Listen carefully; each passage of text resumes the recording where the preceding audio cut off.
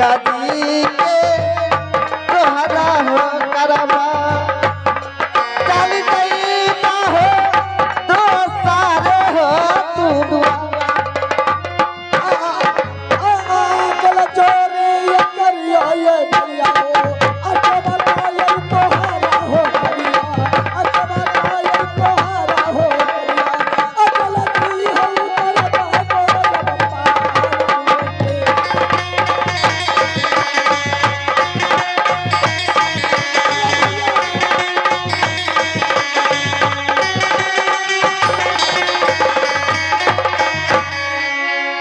भाई साहब आप बीच नदी में अब रख लिया ना पहले पैसा चुका दो और बाद थोड़ा पार उतारबो। भाई के बाद इस गांव में कोई दयालु नहीं है समझा पैसा नहीं देबो तो हम पार नहीं उतारबो यात्रा खराब भा जेते। सुनो अरे एक को वैसा ही पार कर दो क्या करोगे इस गांव में दयालु नहीं है पार क्या देवा ने हाँ मैं भजन सुना देता हूँ भजन सुनेबो हाँ ठीक छे बढ़िया एगो निर्गुण हमरा सुनबो तो अरे कोई न बात यार लोगवा अरे कोई न बात यार भैया कोई न बात यार ये जुग क्या है जानते हो कलयुग है कलयुग है भाई कलयुग का मतलब कलयुग है अरे कोई न बात यार लोगवा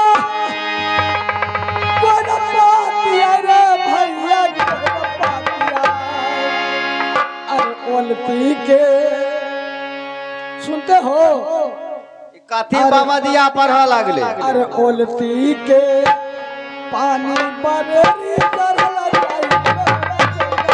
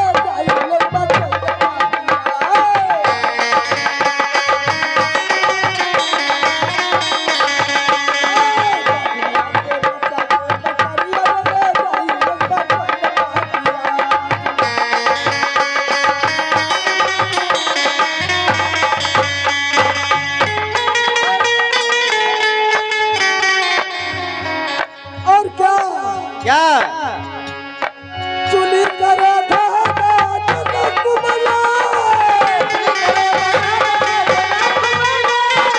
चुली करे जनक मला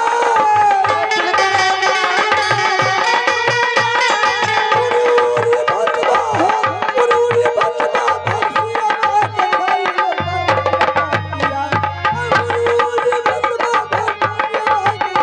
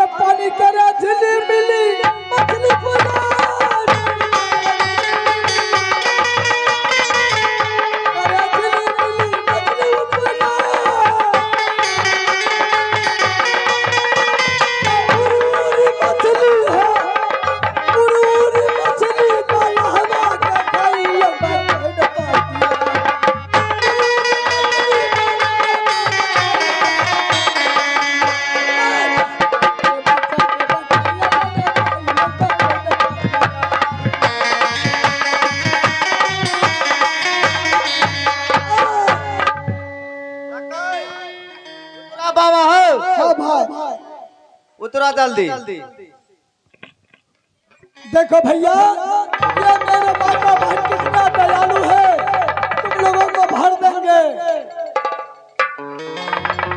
आप पैसा हमरा चुका दे दोनों भाई के, हमें दोनों भाई अपन ठीक है, राशन पानी किनबे चल देवे। एक बात तुम लोगों को पैसा बाबा मैं दे रहा हूँ बाबा, और हमारे माता बहन अब दे रहे हैं, तुम लोग को पैसा पूरा कर देंगे। ए भाई, हाँ आने ले ते बाबा दिया के ने हाथ को बांध के आए हाथ ना रखबे। सुनो भैया, तुम हमें हाथ नहीं बांधोगे, कहे तो हमारे माता बहन और भाई बंधु है, ऐसा है दयालु जो जोगी को जरूर तुमसे निपटा लेंगे। न तो मटका रास्ता ही रखने छिए, गोर हाथ बांधबो। या जुदी अब तेरा भैया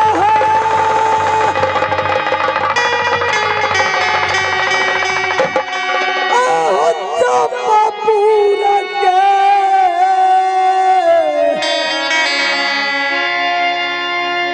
अब रहिया रे भैया हो।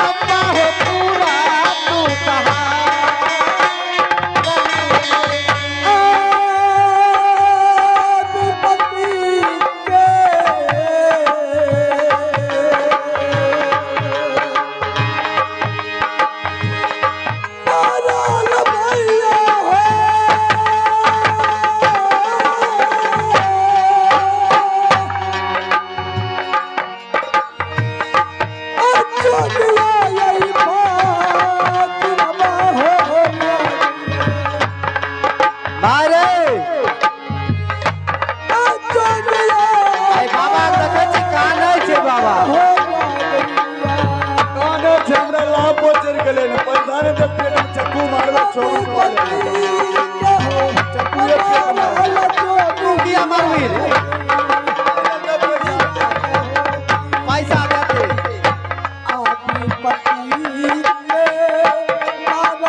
जो